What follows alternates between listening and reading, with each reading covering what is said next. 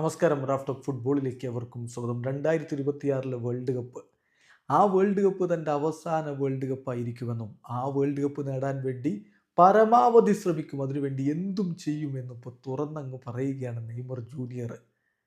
CNN അദ്ദേഹം നൽകിയിട്ടുള്ള അഭിമുഖത്തിൽ ബ്രസീൽ ടീമിൻ്റെ ഇപ്പോഴത്തെ അവസ്ഥയെക്കുറിച്ച് പറയുന്നുണ്ട്. അതിൽ അദ്ദേഹം പറയുന്നു, നമുക്കിനിയും 1.5 വർഷക്കാലമുണ്ട്, അതിനിടയ്ക്ക് കാര്യങ്ങൾ ശരിയാക്കിയെടുക്കാൻ പറ്റും. വേൾഡ് കപ്പിൽ നമുക്ക് ടുഗെദർ വലിയ നേട്ടങ്ങൾ ഒരുമിച്ചുണ്ടാക്കാൻ പറ്റും എന്ന് അദ്ദേഹം പറയുകയാണ്. അദ്ദേഹത്തിൻ്റെ വാക്കുകൾ CNN തന്നെ റിപ്പോർട്ട് ചെയ്തു. നമുക്ക് അതിലേക്ക് പോകാം. അദ്ദേഹം പറയുന്നു, തീർച്ചയായിട്ടും എനിക്ക് ബ്രസീലിൻ്റെ ടീമിൽ ഒരുപാട് വിശ്വാസമുണ്ട്. വളർന്നു വരുന്ന താരങ്ങൾ അവർ വളരെ യങ്ങാണ്. സോ ഇതൊരു യങ് ടീമാണ്. ഇപ്പോൾ നമ്മൾ എവിടെയാണോ എത്തേണ്ടത് ആ ഒരു പൊസിഷനിലല്ല നമ്മൾ ഇപ്പോഴുള്ളത് എന്നറിയാം. എന്നാലും ഒരുമിച്ച് നിന്നാൽ നമുക്ക് സംതിങ് വെരി ബിഗ് അച്ചീവ് ചെയ്യാൻ പറ്റും. ഇനി 1 വർഷം 1.5 വർഷക്കാലം നമ്മുടെ മുന്നിലുണ്ട്.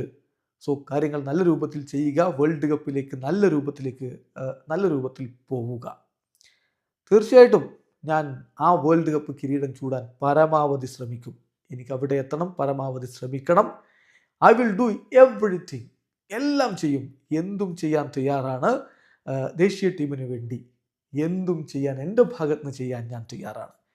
എനിക്കറിയാം ഇതെൻ്റെ അവസാന വേൾഡ് കപ്പാണെന്ന്, എൻ്റെ ലാസ്റ്റ് ഷോട്ടാണെന്ന്, മൈ ലാസ്റ്റ് ചാൻസ് ആണെന്ന്.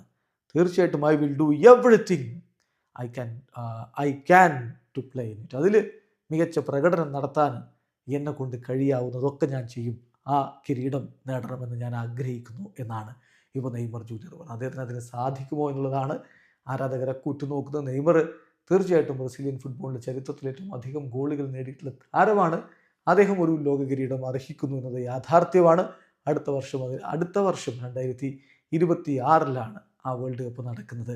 ആ അടുത്ത വർഷം അദ്ദേഹത്തിന് അതിൽ മുത്തമിടാൻ കഴിയുമോ? കാത്തിരിക്കാം. വീഡിയോസ് എനിക്ക് ഫുട്ബോൾ ലോകത്തെ കൂടുതൽ വിശേഷങ്ങളുമായി റാഫ്റ്റ് ഓഫ്